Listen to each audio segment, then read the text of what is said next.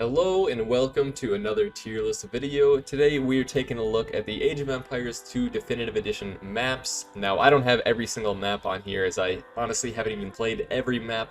But every map I have on here are ones that I've played at least 4 or 5 times, whether it's against an AI or online. And so I'm just going to be ranking these maps based on how much do I like playing them, whether it's a 1v1 or in a team game like 2v2, 3v3, 4v4. So starting us off, we have African Clearing, which is a nomadic type map where your villagers start in random places on the map.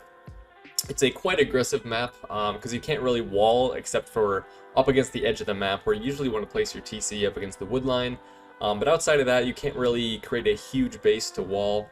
So aggression is pretty valued in this game, and I like playing it in 1v1s and 2v2s. However, I find if I play a 3v3 or 4v4, usually one player on one of the teams will end up putting their town center in between like 2 or 3 or even 4 of the enemy players, and they just kind of get dogpiled and the game just kind of ends pretty quickly. But it is still a pretty fun map, and especially 1v1s and 2v2s. I do enjoy this one, I would say even more so than regular Nomad, so African Clearing is going to find itself up in the A tier. Up next, we have Amazon Tunnel, which is probably the boomiest map, I think, on this list. Basically, the 2 players or the 2 teams start on opposite ends. There's tons of trees. It's almost like a forest nothing, but each team has its own clearing, and then there's like kind of a clearing in between the 2 teams. Super easy to wall up. Usually when this is in the team map rotation, I'll usually ban it, but sometimes I'll play it. But every game kind of plays out the exact same. People pick super strong post-imp civs, and people wall up, and then they boom until Imperial, and then they make a push through the middle. One of the teams usually will make a push through the trees with an onager cut. Honestly, it can be fun to play here and there, but every single one plays out almost the exact same, so I'm not a huge fan of that. Just because it's so predictable, it's just always going to be a post-imp game on Amazon Tunnel, so it's going to find itself in the C tier. Up next, we have Arabia, which is the most popular and classic map. And honestly, I think for a good reason. It's a just pretty well-balanced map. There's nothing really, negative I can say about Arabia. You're able to wall, although with the recent map changes, it is a bit more difficult, but you still can wall on Arabia. It also rewards aggression. There's decent resources. There's a decent resource distribution on the map. Definitely, I would say the best 1v1 map for sure, at least in my opinion, but I would say in team games, I'm not as big of a fan of Arabia. On team games, I like the map to throw a little more curveballs, whereas Arabia, I feel like it's just so standard, but overall, still a solid map, and again, in 1v1s, I think Arabia is usually the best one to go for, so it'll find itself in a solid B tier for that reason, but again, just not my favorite team game map. Up next, we have Archipelago, which is a pretty interesting map. It's somewhat similar to Islands, but not all the time, because Archipelago sometimes, if you're playing a 1v1, you might spawn on the same island as your enemy. Sometimes it's 2 separate islands, sometimes it's 1 island, and I didn't know that the first time I played this map. I thought it was always going to be separate islands, and I noticed in Dark Age the enemy's scout was on my island, and I think, did he transport this over here? But lo and behold, it turns out we shared the same island, and he scout rushed me in Feudal, and I lost the game very quickly. But honestly, I think Archipelago is a really fun map. I like the idea that sometimes you spawn on the same island, sometimes you don't. There's a decent amount of randomness to it that I quite like. And so for a water map, I really like Archipelago, and it's going to find itself up in the A tier. Up next, we have Arena. Now, a lot of people really like Arena. Some people like only play Arena. I am really not a big fan of Arena. It's just, somewhat similar to Amazon Tunnel, where sure, you can do, I would say, more strategies than Amazon Tunnel. But a lot of Arena games play out the exact same way. Like Amazon Tunnel, even if you can maybe get like a sneak villager onto the enemy's other side in like Feudal Age and, put down a sneak barracks or sneak stable or archery range. But Arena, it's not possible. You just cannot do Feudal Age or Dark Age aggression on Arena. It's just not possible because you're stonewalled. And, sure, maybe you could say in Feudal Age, if you're Cumans, go for battering rams, but I really don't think that that's a viable strategy. So Arena, it's like you're never going to see any aggression until Castle Age, and if you do see aggression in Castle Age, it's usually just a castle drop. Otherwise, there's nothing until Imperial Age, so it's a little bit too standard, kind of the same thing every game, so not a huge fan of Arena either, so it's going to find itself in the C tier. Up next, we have Atacama, which is a really aggressive map, not easy to wall at all. There's a bunch of trees in the middle of the map, but they're all spread out, so you can't really wall them easily. Almost no trees by your town center, so a pretty interesting map. I like playing this one a lot, especially playing a meso civ and going for eagles. You get eagles running through the enemy's eco, and it's like they can't really wall up against it, so really fun map if you like aggression, which I like to play. So Atacama gonna find itself up in the A tier. Up next we have Baltic. Honestly, one of my favorite hybrid maps alongside another one we'll get into a bit later, which I'll mention. But Baltic, basically, there's a big sea in the middle. You know, plenty of resources around the rim, and so of course there's fish in the middle, which I think is good. So there's value and reason to go for the water, but also value and reason to go for the land. You can wall up on the land and then just try and fight water, but you know, they can always transport over really easily. So Baltic, I just find that every time I play it, there's a really good variety of strategies that you see. So Baltic gonna find itself up in the S tier for me. Up next we have Black Forest. Now another really popular map. But I, again, am not a huge Black Forest fan. Similar to Amazon Tunnel, I find it plays out the exact same way every time. People wall up the choke points and then boom until Imperial Age, and then it's just a huge ball. Which, sure, it can be fun, but especially on Black Forest, especially in team games, you know, if it's a 4v4, I find that, you know, both teams wall up, and then you hit post imp, and one team is just way stronger than the other, and it's just a steamroll. I've never really played a super long Black Forest game, to be honest, because usually once everybody gets to post imp, one team just, like I said, steamrolls over the other, and the game is done. And so it's like, I feel like I spent all this time booming, and then, you know, one of my teammates gets destroyed and they surrender like after 5 minutes of fighting. So you don't really even get to enjoy the post-imperial fighting all the time in Black Forest. So again, not a huge fan of it either. Gonna find itself in the C tier. Up next, we have Budapest. Now, this map is really unique because you start with 2 town centers. I really like this one in team games. I've had a lot of fun with these. Also, another fun way to play this map is if you play Sudden Death, then instead of only having 1 TC, you got 2 and you got to lose both of them. So it's really fun. Budapest, whether I'm playing team games, you know, 1v1s or, you know, special game modes, I think Budapest is a lot of fun. I like the map generation with the, you know, kind of the safe water, but also the ample resources. I just think it adds a lot of variety into it, and it's going to find itself up in the S tier. Up next, we have Coastal, which is kind of like Nomad in terms of the map generation, but of course you start with your town center and all your villagers in one place. So I think Coastal is a pretty fun map. It's not my favorite, but I'm not a huge fan of the Nomad layout either, so the Coastal layout, as you can guess, I'm not a huge fan of. You know, it's nice that, you know, you have your town centers a bit more set, but again, not my favorite map. As far as hybrid maps go, it's okay, but not my favorite, so it'll find itself in the C tier. Up next, we have Coastal Forest. This is a pretty interesting map because there's forest, you know, on the north side of the map along the coast, and then most of the gold and stone is down near the bottom of the map, so it's kind of interesting. You're kind of fighting the enemy in 2 fronts, usually for wood at the top and then for gold and stone at the bottom. There's also water on this map. There's not a ton of fish, so usually you want to dock but not build too many fishing ships. It's an interesting map, but honestly, I'm not a huge fan of the dynamic of the map, so Coastal Forest actually going to find itself down in the D tier. Up next, we have Crater, which is a pretty interesting map. You have wood around the sides, but it is almost an impossible map to wall unless you're just walling your wood line, because there's the, you know, basically the hill surrounding the map that you can't build on, so you can't really wall your town center super easily unless you want to do a really strange looking wall. But Crater, another one that rewards aggression. There's gold and relics in the middle of the map, so it's a pretty fun map, but admittedly, I'm not a big fan of winter looking maps, so Crater is not my favorite, but it's okay, and it'll find itself in the C tier as well. Up next, we have Crater Lake, which is another really fun hybrid map I found.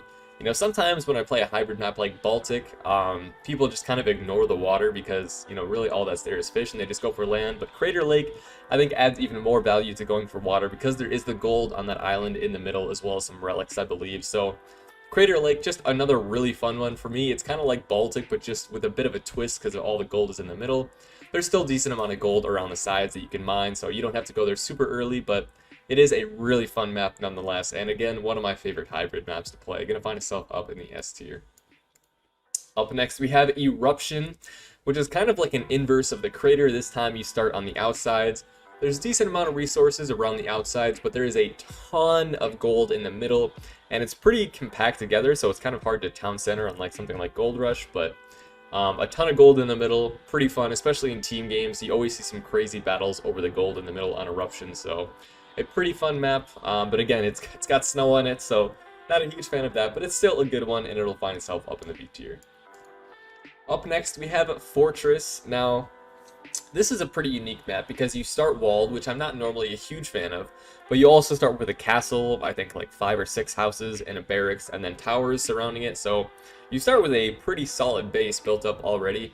And I think Fortress is a really fun team game. In 1v1s, I'm not a huge fan because, again, it's a bit too slow paced, but in team games, you know, you can connect your walls up to your other allies' bases and basically create one huge base on your side of the map. You can trade behind your walls, and there's some just really cool, you know, Castle Age and Imperial Age fights you can get on Fortress, so a really fun one. As far as walled maps go, definitely my favorite, and it's going to find itself up in the S tier.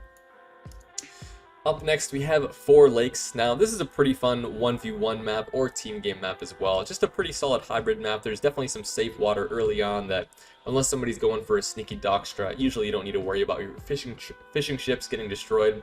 So it's a pretty fun one. I like the map generation, you know, decent amount of resources. Overall, just a pretty solid hybrid map. Not really too many complaints, but it's not really doing anything too special to make me love it. So it'll find itself just in a solid A tier. Up next, we have Ghost Lake. Honestly, not a fan of this map at all. Once again, it's a snow map. I don't like that.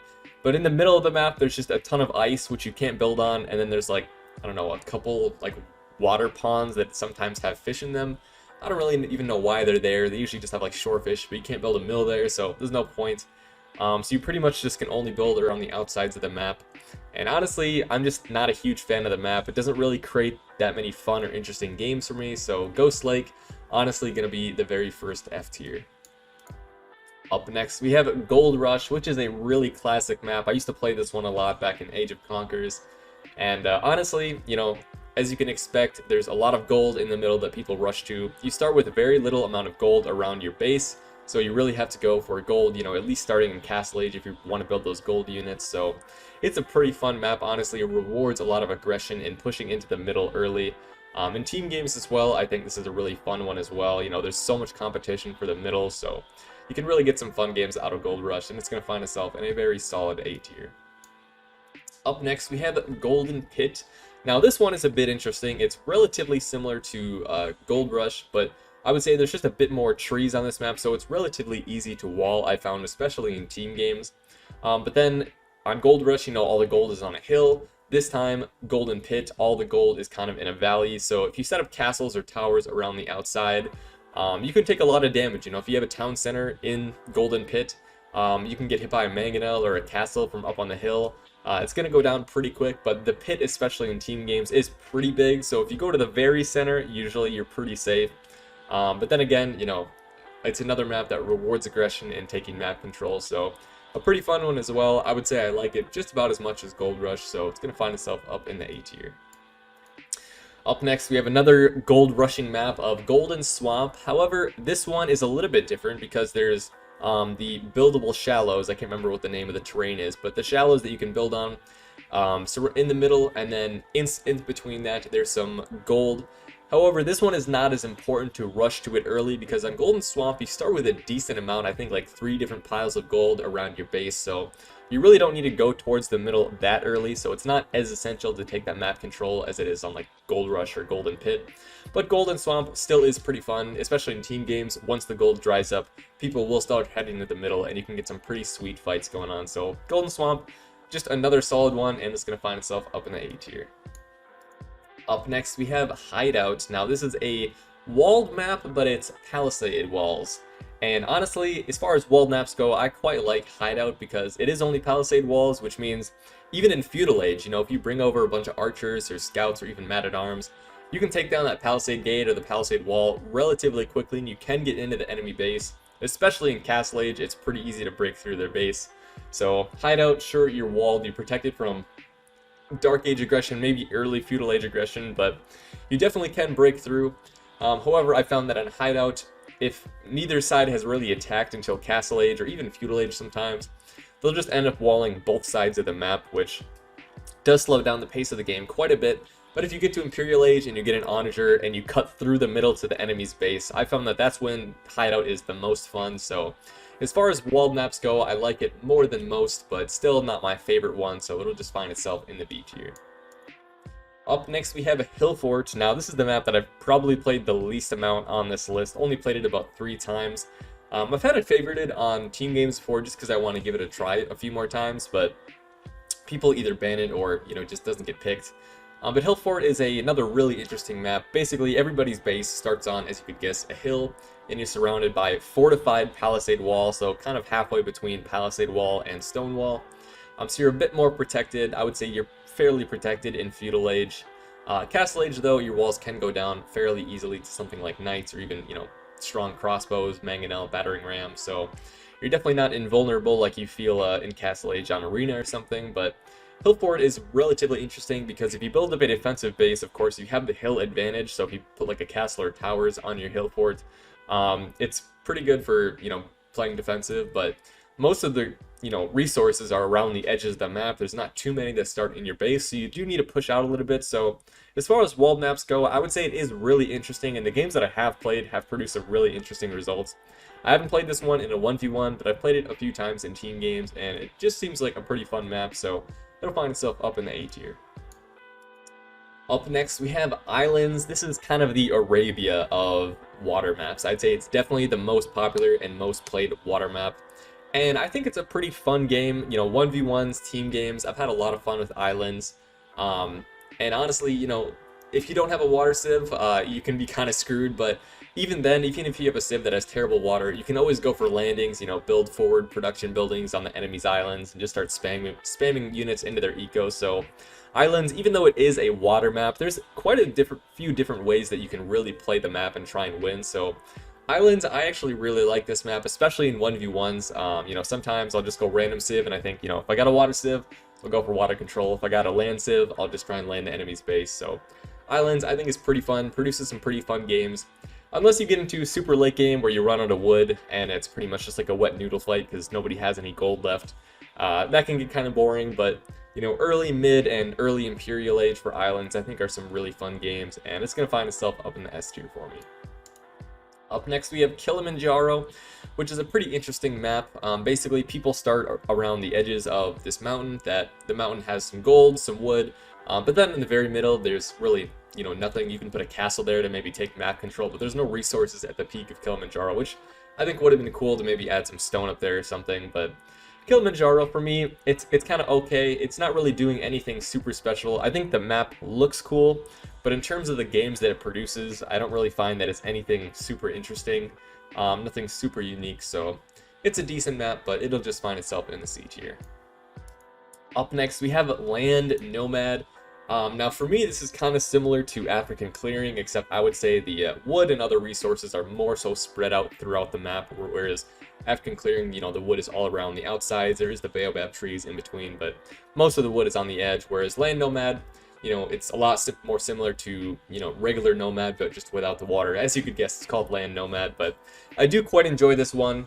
However, it falls for the same issues of like Land Nomad or African Clearing, where if you're playing a team game and, you put your town center down and there happens to be, 2 or 3 enemy town centers really close to you, usually you just end up getting rolled. But if you do get a balanced game where, both teams end up with their town centers on their respective sides, it can produce some really fun games and even really fun post-imperial fights. So Land Nomad gonna find itself up in the B tier. Up next, we have Lombardia. Now this is another map that I've only played maybe 4 or 5 times, so I can't say too much into it, but for me, it's kind of just like an Arabia map that has a bit more trees, I found. There's nothing really special or unique about it. A bit easier to wall than Arabia, certainly, but Lombardia isn't really doing anything too special or too crazy. It's not a bad map by any means, but I just don't really see any reason to favorite this map myself, so it's going to find itself in the C tier. Up next, we have Marketplace. This was originally Empire's War map, but has now brought its way into the random map games. And honestly, I've only played this one a handful of times, mostly in Empire Wars, so I haven't really utilized the markets because in Empire Wars, you know, you don't really have time to set up the markets with Gaia. But of course, if you haven't played Marketplace, there is Gaia markets in the corner of the map that you can trade with. Nobody can take control of them or destroy them, but if you set up a trade, you know, you can have somebody to trade with even in a 1v1 game. So it can produce some pretty interesting games, I would imagine, in 1v1s. I haven't really seen them. I've played 1 or 2 team games in it, and then several 1v1 Empire Wars, but in 1v1 Empire Wars, you're never really going for the markets, that, just because, you know, there's so much aggression, you don't really have time for that. But Marketplace, I think, is a pretty fun map, and it's really unique to have the Gaia markets. I really like the kind of niche style of the map, so I want to play it more, but I haven't really played it too much, but it'll still find itself in the A tier for me at the moment. Up next, we have Mediterranean. Now, this map is really similar to Baltic, honestly. If you showed me 2 map generations, I probably wouldn't be able to tell them apart. I think the main difference between Baltic and Mediterranean is Mediterranean usually has a bit more fish in the water, but I like Baltic for the same reasons I like Mediterranean. You know, there's importance on the water because of the fish and, you know, being able to transport straight across. And then there's also good opportunities for, you know, land fighting on the sides, because if people just wall up too much on the sides, you can just transport over. So I feel like it's just a really good balance for a hybrid map, and it's also going to find itself up in the S tier. Up next, we have Mega Random. Now, this map is honestly my favorite map in the game. I always favorite this one anytime it's on the list. I love Mega Random. You just get some of the craziest games with the Mega Random generations. You know, sometimes it might be a Nomad start. Sometimes you might start with a monastery. Sometimes you might start with a barracks or a tower or a keep. It's just so random. You might start with houses. You might start with 2 town centers. You might start with a castle. I mean, Mega Random, you just never know what you're going to get. Is it a land map? Is it a water map? Is it hybrid? It's just so much fun. I love Mega Random. I love, you know, going into a Mega Random map and trying to figure out, okay, what kind of map is it? Okay, what civ do I have? It's just so much fun. Anytime it's Mega Random, I also pick random civ just because I like the randomness of that. So Mega Random gonna find itself up in the S tier for sure. Up next, we have Michi, which is a really interesting map because both sides at the beginning of the game are unable to reach each other. They're both blocked off by trees, so they either have to chop to each other or they need to get to Imperial Age and build, you know, onagers, or I suppose if you're Khmer, you could go for Ballista Elephants and Castle Age. So it's a really interesting map, and I've seen some pretty interesting team games come out of this because, you know, you have your team games, everybody's booming up, and then one side finally breaks through the wood line, and then suddenly all 4 players on both teams are pouring through that one spot in the wood line. So as far as like boomy maps go, I actually think Michi is pretty interesting because there's no set point for people to wall up or focus on. You know, you never know what's going to break through first. You never know, you know, what side's going to cut through, what side is going to try and onager cut. So Michi, as far as these slow boomy maps, I would say it's definitely the most interesting for me, and it's going to find itself up in the A tier. Up next, we have Migration. Now, this is a pretty interesting islands map because you start in an island, but there's not many resources, and so you kind of have to move towards the bigger island in the middle right away. And I really like this one, both as a 1v1 and as a team game map. It's pretty fun. You know, sometimes if you're losing the middle, the best thing to do is take a few villagers or some military units and go and land the enemy's starter base and attack their economy there. So there's a lot of variety on Migration, and definitely another map that I really like as well. So it's going to find itself up in the A tier. Up next, we have Nomad. Now, as I've said before, I kind of like Nomad starts, but I don't really like the case when you're playing a team game and, you know, one person places their town center and it's just surrounded by, you know, 3 different enemies, and they just kind of get wiped in, you know, early Castle Age. So Nomad games, they can either be really fun or they could be no fun at all. So for me, they're going to kind of average out and end up in the C tier. Up next, we have Northern Isles, which is a pretty interesting map. It's a bit like islands, but there's a bit more islands. There's always an island in the middle that has like a lot of stone and usually some gold. So Northern Isles is a pretty fun one. If you like playing islands, you'll probably like playing this one. I haven't played it nearly as many times as some of the other water maps, so I can't really give it, you know, too specific of a rating, but when I have played it, it has been pretty fun, so it'll find itself up in the A tier. Up next, we have Oasis, a pretty interesting map. There's water in the middle surrounded by a bunch of wood, but cutting through to the water really doesn't do anything because there's no, you know, there's no fish in there to go through. So Oasis, I found, can be fun, but usually how it ends up is both, if you're playing a team game, both teams end up walling both sides, and then, you know, similar to something like Black Forest, one team usually bulldozes one of the sides and just wipes the other team.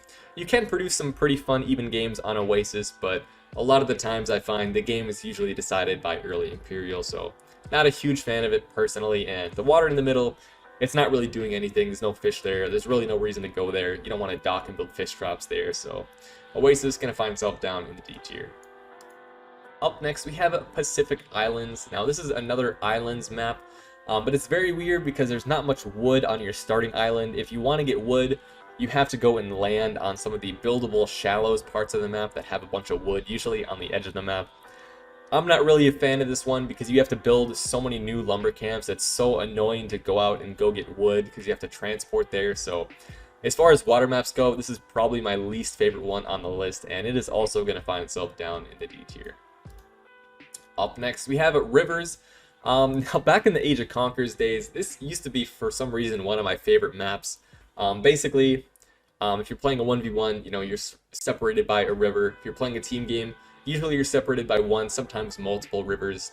Honestly, it's a relatively easy map to wall because there's just a few shallows parts where each team can cross over to the other team's island, but of course you still can transport.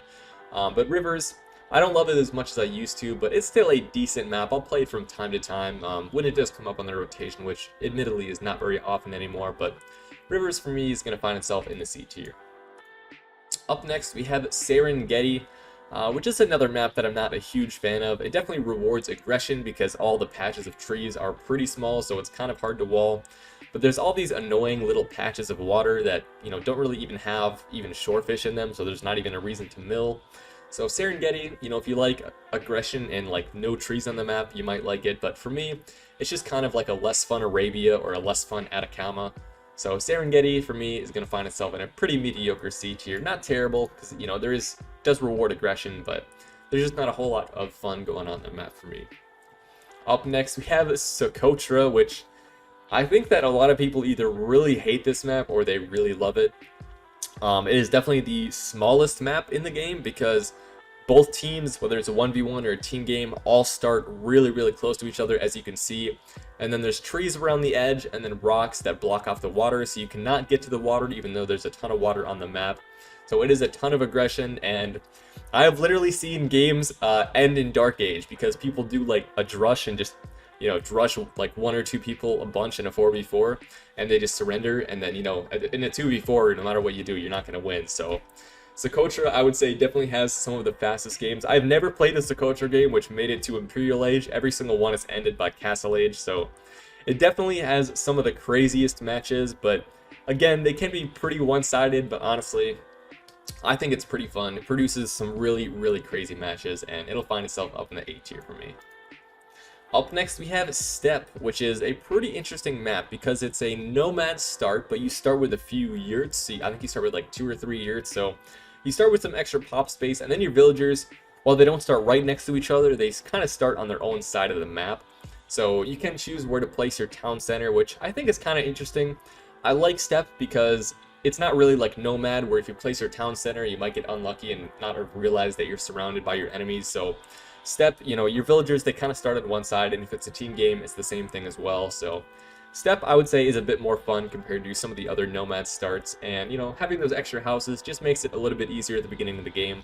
As far as the map generation goes, plenty of wood around the edges and decent amount of resources like gold and food as well, in terms of the hunt, as well as stone. So Steppe, I would say, you know, as far as Nomad starts go, a really solid one, and it's going to find itself in a really solid B tier.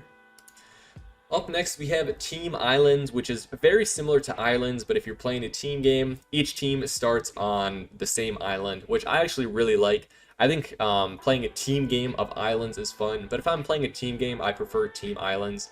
You know, being on the same island, it means that you can trade in the late game, at least without having to use trade cogs, because I think markets is just easier, you know, it's easier to protect as well. So Team Islands, I really like playing as well. Probably my favorite, you know, purely water map on this list, and it's going to find itself up in the S tier as well. Up next, we have Valley, which I think is another really fun map. It's kind of similar to Arabia in terms of the resource distribution, with the exception of the valley in the middle. The valley in the middle has just a ton of hunts. So you see a lot of people playing Mongols on this one. Middle of the middle, you know, there's just tons of deer, tons of boar that you can go for. So it's a pretty fun map. Definitely rewards, you know, Dark Age rushing or Feudal Age aggression to, you know, go and attack the enemies who mill the middle. So it's a pretty fun map, and I would say it can produce some really good games, and it's going to find itself up in the A tier. Up next, we have Volcanic Island, which I actually really love this map. It's got a really interesting generation, a lot of wood in the middle, not really much around the sides, and then there's all these pockets of stone all around the edges of the map, and then there is a bunch of ponds that are separated as well that have some fish, so you kind of want to dock one or two of them and make just a few fishing ships, but the fish dries up pretty quickly. But it definitely rewards aggression, but you can also wall up a little bit. It's kind of hard to do because you can't really build, you know, towards the cliffs on the edge of the map because it's unbuildable terrain. But Volcanic Island, I've just had a really good time playing this map in 1v1s. I honestly haven't played it in a team game yet, but in 1v1s, I really enjoy this map, and it's going to find itself up in the S tier. Up next, we have Water Nomad. Now, of all the Nomad starts, this is definitely my least favorite. Pretty much the entire map is the buildable shallows, with the exception of, you know, some dirt where, you know, there's like trees or gold or stone. But not really a huge fan of this one. If you don't get a water sieve on this map, you're pretty much done for. You know, fast fire ships just completely wipe the floor. You know, your eco's getting raided by fire ships and galleys, you know, in Castle Age and Imperial Age. And that's just super annoying, especially if you don't have a sieve that can, you know, really respond well on water. It can be really tough, and you can have some crazy games, but honestly, these are another one where I feel like sometimes it's just a sieve diff. So Water Nomad, probably my least favorite Nomads map on the game, and it'll find itself down in the D tier. Up next, we have Yucatan, which is a pretty interesting map because there's like rivers kind of winding through the middle, and especially in a team game, it's kind of hard to tell which rivers, you know, end and you can cross to the enemy side and which ones don't. Usually in like a 4v4, there's usually 2 or 3 spots where you can cross from kind of your half of the map to the enemy's half of the map, so usually you get some pretty good battles going on there. But Yucatan is a really easy one to start off with because there's just so much food near your base. I mean, there's got to be like 1,500 food near your base between berries, you know, hunt, boars, just a ton. So Yucatan, it's a pretty fun map, a pretty good team game map, but they can go really long just because there are so many resources, including gold near your base. So Yucatan, it's a fun one, but again, not my favorite. It'll find itself in the C tier. Well, that's my list. Let me know your guys' thoughts. I'd love to hear what you guys think about what your favorite maps are, and I hope you enjoy.